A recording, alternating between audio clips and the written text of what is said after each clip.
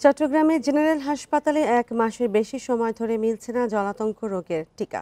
মরণঘাতী ভাইরাসের টিকা না পেয়ে আতঙ্কে ভুক্তভোগীরা। সময় মতো টিকা না দিলে প্রাণহানির শঙ্কা করছেন চিকিৎসকেরা। টিকা আনতে ঊর্ধ্বতন মহলের সাথে যোগাযোগ করা হচ্ছে দাবি হাসপাতাল কর্তৃপক্ষের।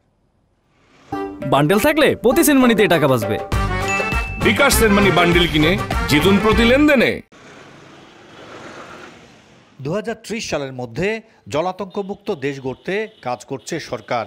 জেলা ও উপজেলা হাসপাতালে দেয়া হয় বিনামূল্যে জলাতঙ্কের টিকা, কিন্তু গেল 1 মাস ধরে চট্টগ্রামের জেনারেল হাসপাতালে নেই জীবন রক্ষাকারী এই টিকার সরবরাহ।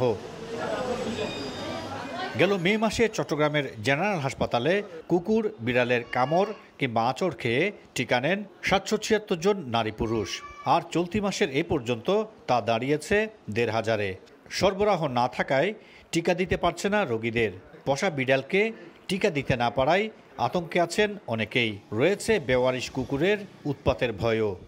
বিন্দুমাত্র কোনো টিকা নাই, তো আমরা আসলে অনেক ভোগান্তির শিকার হই। 4 জন একত্রিত না হলে আমরা টিকাটা দিতে পারি না। হাসপাতালে আসছি টিকার জন্য, এখানে ফ্রি টিকা দিচ্ছে না, আমাদের থেকে টাকা নিয়ে তারপর টিকা দিচ্ছে আর কি। চিকিৎসকরা বলছেন জলাতঙ্ক রোগে আক্রান্ত হলে দ্রুত টিকা নেওয়া জরুরি, অন্যথায় প্রাণহানির আশঙ্কা আছে।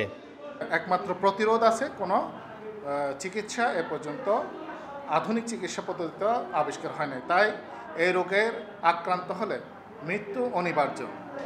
একমাত্র চিকিৎসা হচ্ছে এটা প্রিভেনশন।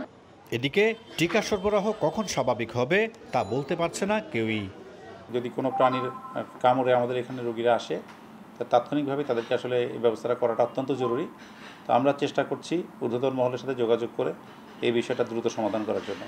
কুকুর বেড়ালের পাশাপাশি শেয়াল ও বাদুড়ের কামড়েও হতে পারে জলাতঙ্ক রোগ।